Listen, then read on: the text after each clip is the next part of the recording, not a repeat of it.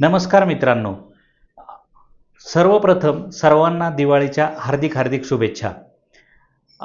जसं की आपण मागच्या महिन्यापासून स्टॉक ऑप्शन सेलिंगचा एक व्हॉट्सॲप ग्रुप क्रिएट केला आहे आणि त्यामध्ये आपण 3 वेगवेगळ्या पोझिशन घेतल्या होत्या. तर त्या कुठल्या? तर आपण पहिला जो स्टॉक आपण घेतला होता, इनफॅक्ट घेतला होता म्हणण्यापेक्षा मी असं म्हणेल की विकला होता. आपण कॉल आणि पुट ऑप्शन विकले होते. तो होता रिलायन्स, नंतर होता मारुती आणि तिसरा होता TCS. आपण ह्या पोझिशन ज्या आहेत त्या 27 सप्टेंबरला घेतल्या होत्या. परंतु जर तुम्ही निफ्टीचा चार्ट बघितला तर तुमच्या असं लक्षात येईल की 27 सप्टेंबर नंतर निफ्टी कंटिन्युअसली खाली येत गेली आणि त्यामुळे आपल्याला रिलायन्स आणि मारुती या आपल्या 2 स्टॉकमध्ये आपला स्टॉप लॉस हिट झाला व आपल्याला फक्त TCS मध्ये आपल्याला प्रॉफिट झाला. आणि टोटल जर तुम्ही बघितलं तर आपल्याला मागच्या महिन्यामध्ये टोटल सिंगल लॉटला एका लॉटला आपल्याला जवळपास 12,324 रुपये आपल्याला लॉस झाला आहे, जो की आपल्या गुंतवणुकीच्या 4.1% आहे.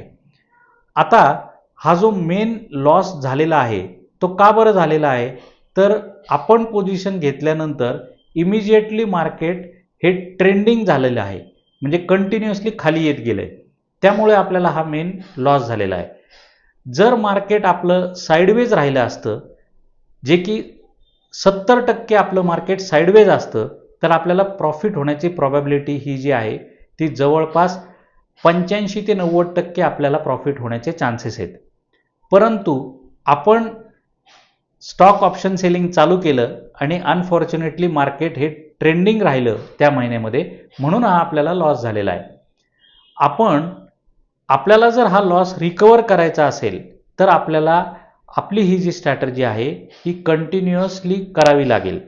त्यासाठी आपण 4 नोव्हेंबरला पुढच्या एक्सपायरीचे म्हणजे नोव्हेंबरच्या एक्सपायरीचे परत 3 स्टॉक आपण ऑप्शन सेलिंग करणार आहोत.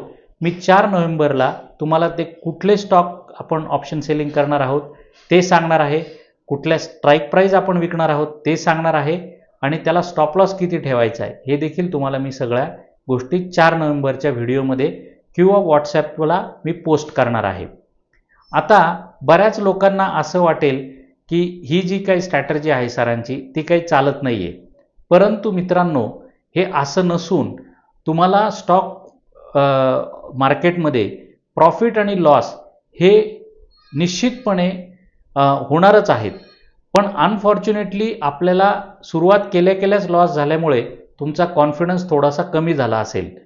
परंतु जर आपण ही स्ट्रॅटर्जी कंटिन्युअसली करत गेलो तर आपल्याला पुढच्या काही महिन्यांमध्येच हा तो लॉस रिकवर करताच येईल, परंतु आपल्याला प्रॉफिट देखील चांगला होणार आहे.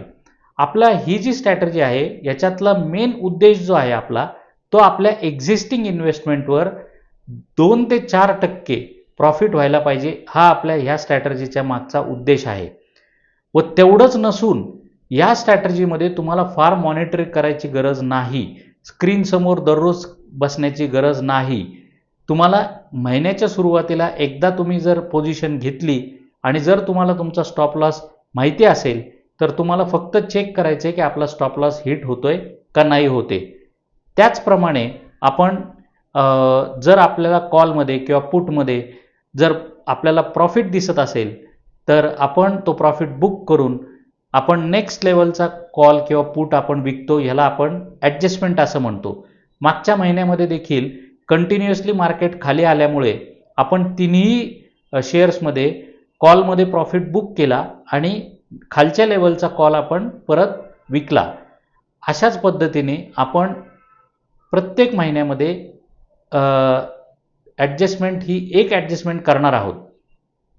आणि आता मी तुम्हाला माझ्या एंजलच्या बॅक ऑफिसचा स्क्रीन शेअर करतो आणि तुम्हाला दाखवतो की हा जो लॉस झालेला आहे तो कसा झालेला आहे, प्रत्येक दिवशी म्हणजे कुठल्या दिवशी किती लॉस झाला आहे हे तुम्हाला माझ्या स्क्रीनच्या माध्यमातून मी शेअर करणार आहे. तर आता जास्त वेळ वाया न घालवता मी माझा स्क्रीन तुम्हाला शेअर करतो. तर चला तर मग बघूया माझा स्क्रीन. नमस्कार मित्रांनो. जसं की तुम्हाला माझं स्क्रीन दिसतंय, हे जे आहे हे माझं एंजल वनचं बॅक ऑफिसचा स्क्रीन आहे. अ, मागच्या महिन्यामध्ये म्हणजे ऑक्टोबर महिन्यामध्ये आपण 3 स्टॉकमध्ये पोझिशन घेतली होती. पहिला होता रिलायन्स, दुसरा होता TCS आणि तिसरा होता मारुती. आता मार्केट आपण पोझिशन 27 सप्टेंबरला घेतल्यानंतर कंटिन्युअसली खाली आल्यामुळे आपल्या रिलायन्स आणि मारुती या दोन्ही स्टॉकचे आपले स्टॉप लॉस हिट झाले होते आणि आपल्याला फक्त TCS मध्येच पैसा मिळाला होता. आणि हे जे टोटल प्रॉफिट आणि लॉस जर बघितलं तर तुम्हाला मागच्या महिन्यामध्ये आपल्याला ₹12,324 लॉस झाला आहे. आता हे कितीच्या गुंतवणुकीला झाला आहे? तर तो झालाय 3,00,000च्या गुंतवणुकीला. जर तुम्ही टक्केवारी काढलं तर तो टोटल लॉस होतोय जवळपास 4.1%. म्हणजे आपल्याला मागच्या महिन्यामध्ये स्टॉक ऑप्शन सेलिंगमध्ये 4% लॉस झालेला आहे. आता इथे जर तुम्ही बघितलं तर इथे ग्राफिकली जे प्रॉफिट आणि लॉस दिवसाला झालेत ते दिसत आहेत आणि इकडच्या बाजूला खालची टेब्युलेटेड फॉर्ममध्ये देखील तुम्हाला प्रत्येक स्टॉकचा जो कॉल किंवा पुट ऑप्शन आहे त्याच्यामध्ये तुम्हाला इंडिव्हिज्युअल प्रॉफिट आणि लॉस दिसत आहेत. ओव्हरऑल जर विचारायला गेला तर मागचा महिना आपल्यासाठी अजिबात चांगला नव्हता. त्याचं कारण मेन म्हणजे मार्केटने देखील आपल्याला साथ दिली नाहीये.